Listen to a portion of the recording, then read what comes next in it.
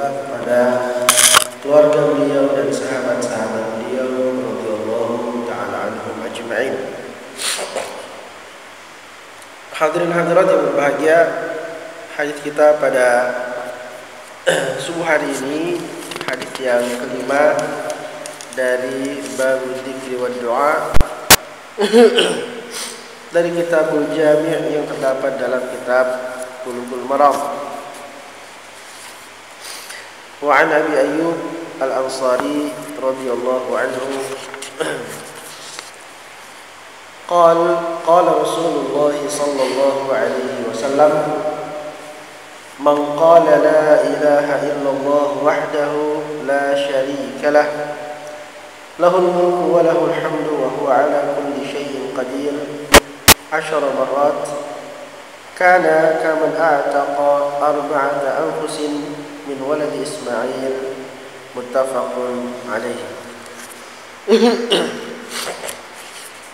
Artinya dari Abu Ayyub Al-Ansari radhiyallahu anhu, beliau berkata, bersabda Rasulullah sallallahu alaihi wasallam, man qala, barang siapa yang mengucapkan la ilaha illallah wahdahu la syarikalah lahul mulku wa lahul hamdu wa huwa ala kulli syai'in qadir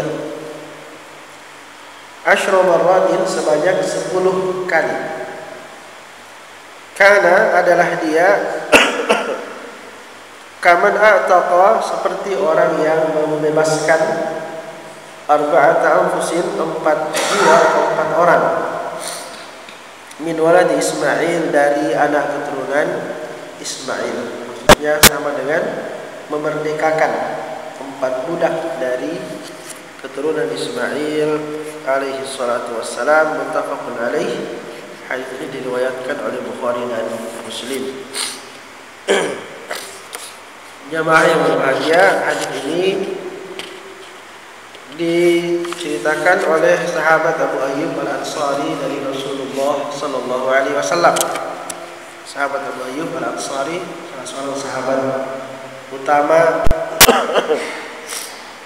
dari kaum Ansar, yang mana ketika Rasulullah sallallahu alaihi wasallam berhijrah ke Madinah, beliau menempati rumah sahabat Abu Ayyub Al-Ansari radhiyallahu anhu ini. Di mana ketika beliau masuk ke kota Madinah, orang-orang pada menawarkan kepada Rasulullah sallallahu alaihi wasallam untuk menginap di rumah mereka. Tapi beliau mengatakan, biarkanlah untaku ini berjalan, di mana dia berhenti maka disitulah saya akan tinggal. Karena dia dituntun oleh Allah Subhanahu wa taala.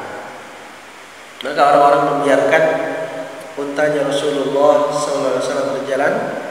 Akhirnya dia berhenti di depan rumah Abu Ayyub Al-Ansari ini radhiyallahu taala anhu. Maka tinggallah beliau dengan Abu Bakar di rumah Abu Ayyub Al-Ansari. Rumahnya 2 tingkat, Nabi tinggal di tingkat bawah dan Abu Ayyub serta istri tinggal di tingkat atas. Tapi karena malam itu mereka merasa tidak bisa tidur karena ada Rasulullah sallallahu alaihi wasallam di bawah mereka. Ada air yang tumpah, mereka khawatir airnya menetes ke bawah mengganggu Rasulullah sallallahu alaihi wasallam, sehingga mereka meminta Rasulullah sallallahu alaihi wasallam dan Abu Bakar yang tinggal di atas dan mereka tinggal di bawah. Sahabat Abu Ayyub Al-Ansari ini beri umur panjang oleh Allah Subhanahu wa taala, dan sepanjang umurnya terus berkhidmat untuk agama Islam ini. Bahkan beliau itu wafatnya dalam sebuah ekspedisi jihad dalam upaya menaklukkan kota Konstantinopel, ibu kota Romawi Timur pada waktu itu, ibu kota Bizantium. Di zaman kekhalifahan Muawiyah bin Abi Sufyan radhiyallahu taala. Ketika itu beliau sudah berumur 97 tahun. Dalam satu riwayat dikatakan 97 tahun. Bisa kita bayangkan. 97 tahun masih bisa berjihad di jalan Allah Subhanahu wa taala. Ya, kita sekarang mungkin 70 tahun sudah keok kita. Beliau 97 tahun. Radhiyallahu anhu masih berjihad di jalan Allah.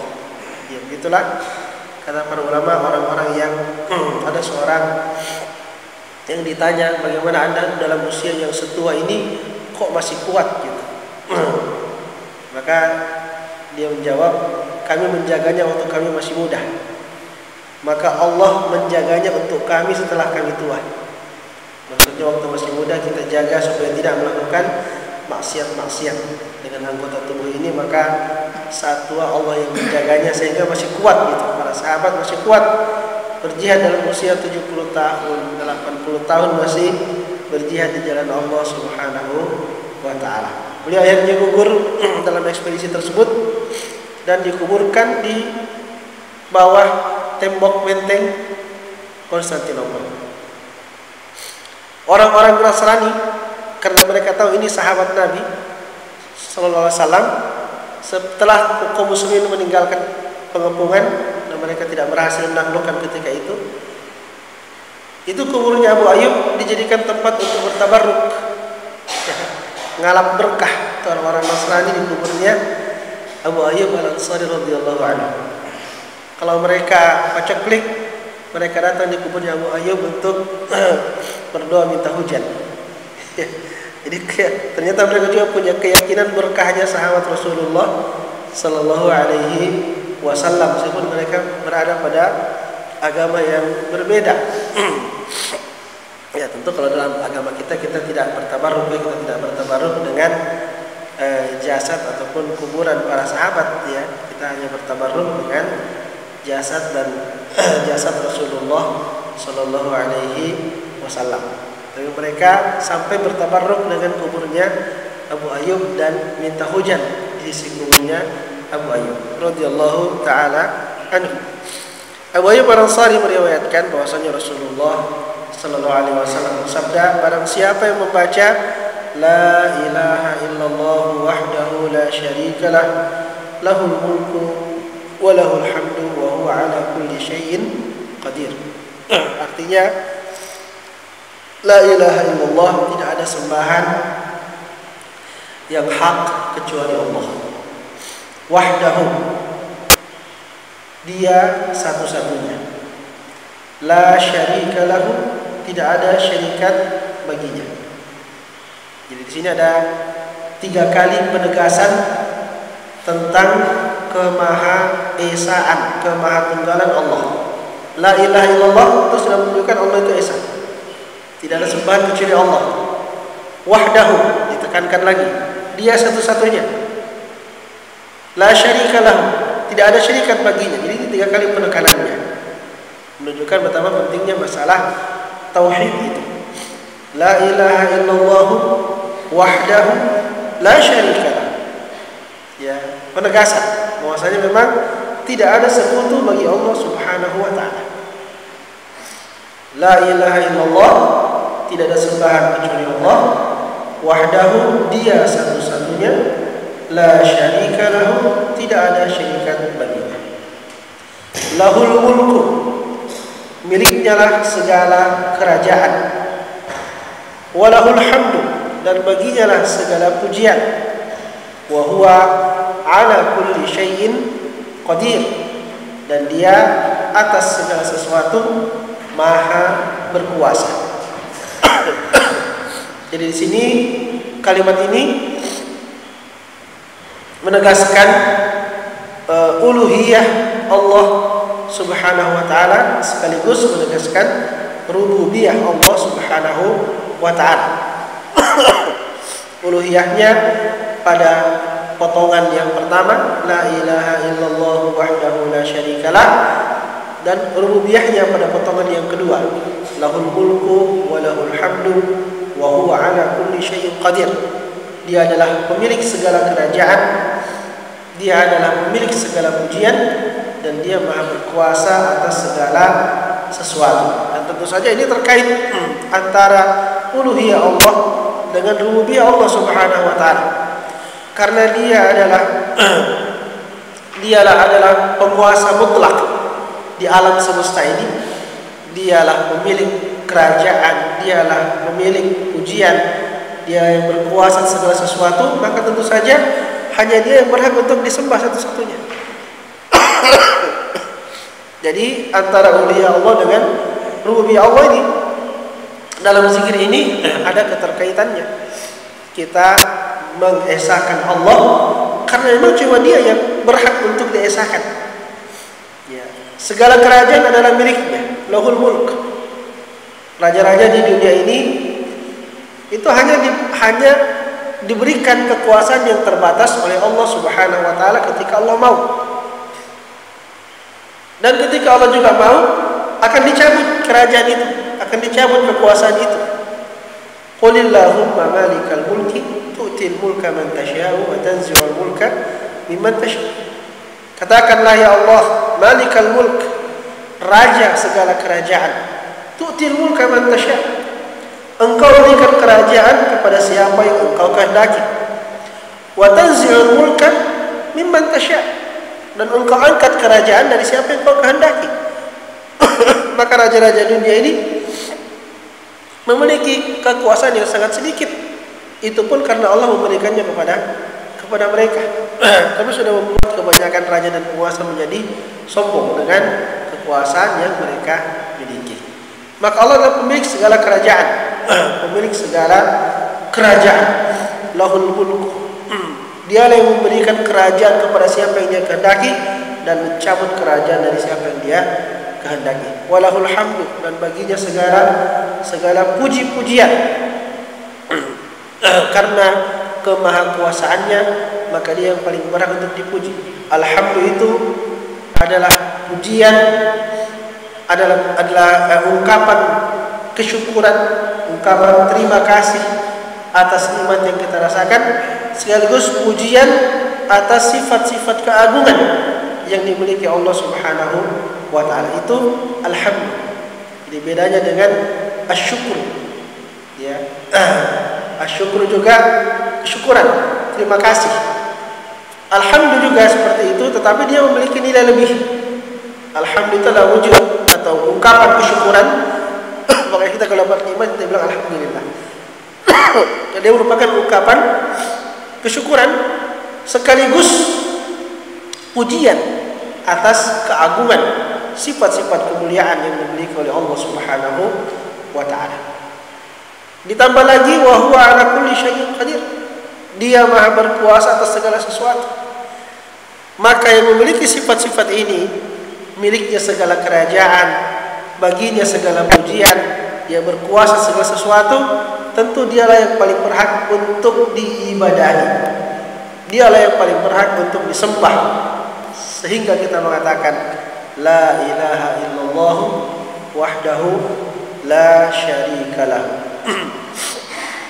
Maka tauhid ar-rububiyah kata ulama yastalzim tauhid al-uluhiyah. Tauhid ar-rububiyah mengharuskan atau berkonsekuensi adanya tauhid al-uluhiyah.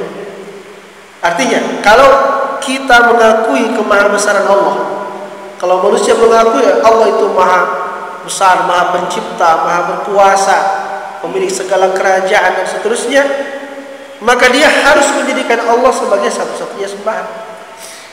Ya, itu kan konsekuensi logisnya. Masa yang tidak mencipta dijadikan sembahan? Kan tidak logis, tidak sesuai gitu ya. Patung-patung itu menciptakan apa? Dia tidak menciptakan apa-apa. Patung-patung itu memberikan apa? Memberikan rezeki? Tidak memberikan rezeki. Memberikan keselamatan? Tidak memberikan keselamatan. Semua sembahan selain daripada Allah Subhanahu wa taala tidak memberikan apa-apa kepada kita. Maka mereka tidak punya keberhakan untuk disembah.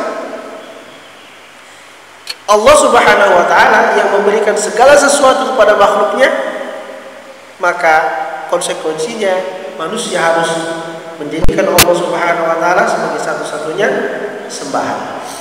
Karena itu Allah Subhanahu wa taala murka ketika ada makhluknya yang mempersekutukan dia dengan sembahan yang lain. Padahal semua fasilitas yang dia rasakan di dunia adalah pemberian Allah Subhanahu wa taala. Kok bisa-bisanya ada yang lain yang disembah selain daripada Allah yang tidak punya kekuasaan sedikit? Nah, itulah dia. Bahwasanya tauhid al-rububiyah mengharuskan, dia berkonsekuensi adanya tauhid al-uluhiyah. Sehingga ketika orang punya rububiyah, keyakinan akan rububiyah Allah, tapi tidak menjadikan Allah sebagai satu-satunya sembahan, maka tidak ada gunanya. Tidak akan berguna. Dia yakin Allah Maha Pencipta, Allah Maha Besar, Allah Raja di atas segala raja, ya. Dia yakin semuanya itu. Tetapi dia tidak menjadikan Allah sebagai satu-satunya sembahan, maka keyakinannya itu tidak memberi manfaat kepadanya sedikit pun di hari kiamat. Tidak akan melepaskan dia dari azab Allah Subhanahu wa taala. Karena itu syahadat kita mengatakan la ilaha illallah. Tidak ada yang pernah disembah kecuali Allah Subhanahu wa taala. Siapa yang mengucapkan zikir ini 10 kali? Nah, ini keutamaan 10 kali. Karena zikir yang diulang-ulang itu akan memberikan kesan yang kuat dalam hati. Ya, sesuatu yang kita ucapkan secara berulang-ulang akan tinggal di hati kita, ya, semakin menguatkan keyakinan kita. Ya, orang sekarang berkata salah satu bentuk cara untuk mensugesti diri adalah mengucapkan satu kata secara berulang-ulang. Bisa ada orang merasa tidak mampu, kayaknya saya tidak bisa ini. Jangan mengatakan begitu, katakanlah saya bisa. Ya, kalau kita insya Allah saya bisa, diucapkan berulang-ulang untuk mensugesti diri sehingga melahirkan energi, ya, yang membuat kita mampu melakukannya. Ya, saya bisa, saya bisa, saya bisa, saya kuat, saya kuat, saya kuat. Itu akan memberikan kesan pada jiwa. Ya, zikir-zikir yang kita ulang-ulangi itu akan memberikan kesan pada jiwa. Maka Allah Subhanahu wa taala menganjurkan kepada kita untuk banyak berzikir kepadanya. Udzurullaha dzikran katsira. Berzikirlah kepada Allah dengan zikir yang banyak. Semakin banyak kita berzikir, menyebut dan mengingat Allah Subhanahu wa taala, maka kebesaran Allah dalam diri kita akan semakin kuat. Ya, keyakinan kita kepada Allah akan semakin kuat. Kecintaan kita kepada Allah akan semakin besar. Rasa butuh kita kepada Allah akan semakin besar. Takutnya kita kepada Allah akan semakin besar. Itu dengan mengulang-ulangi menyebut-nyebut nama Allah dan mengingat Allah Subhanahu wa taala. Nah, di sini kita dianjurkan mengucapkan sebanyak 10 kali. 10 kali kita kuatkan dalam diri kita bahwa tidak ada yang berhak disembah kecuali Allah Subhanahu wa taala. Dialah pemilik segala kerajaan, pemilik segala pujian, dan berkuasa atas segala sesuatu. Apa keutamaannya? Apa pahalanya? Pahalanya, kata Nabi sallallahu alaihi wasallam, kana kaman a'taqa. Orang yang mengucapkan ini sebanyak 10 kali sama dengan orang yang membebaskan dari perbudakan arba'at anfusin, 4 orang, min walad Ismail, dari anak Ismail, anak keturunan Ismail alaihi salatu wassalam. Ya, anak keturunan Ismail itu adalah bangsa Arab sekarang ini. Ya, bangsa Arab itu adalah keturunan dari Ismail. Bangsa Arab itu terbagi 2, namanya Al-Arab Al-Aribah dengan Al-Arab Al-Musta'ribah. Arab yang aribah artinya Arab, ya, Arab kuno lah, katakan begitu, Arab kuno. Arab yang musta'ribah adalah keturunan Nabi Ismail. Jadi Nabi Ismail itu aslinya kan bukan Arab, ya, bapaknya Nabi Ibrahim, orang Ibrani. Jadi Nabi Ismail bukan Arab. Nikah dengan perempuan Arab kuno dari suku Jurhum. Ketika mereka menempati kota Mekah, Hajar dan anak Ismail menempati Mekah. Ketika ditinggal oleh Ibrahim, keluar air Zam-Zam. Ada suku-suku Arab dari Yaman, suku Arab kuno dari Yaman yang lewat di tempat itu. Dia bilang, "Oh, di sini ada air. Biasanya tidak pernah ada air di sini kalau kita lewat." Ternyata sudah ada air. Karena ada 2 orang yang tinggal. Maka mereka minta izin kepada Hajar, apakah boleh tinggal bersama dengan Hajar di situ. Hajar mengizinkan. Maka berkembanglah mereka orang-orang Arab dari suku Jurhum ini, orang Arab kuno. Akhirnya anak mereka dinikahkan dengan Ismail, nikah dengan perempuan suku Jurhum.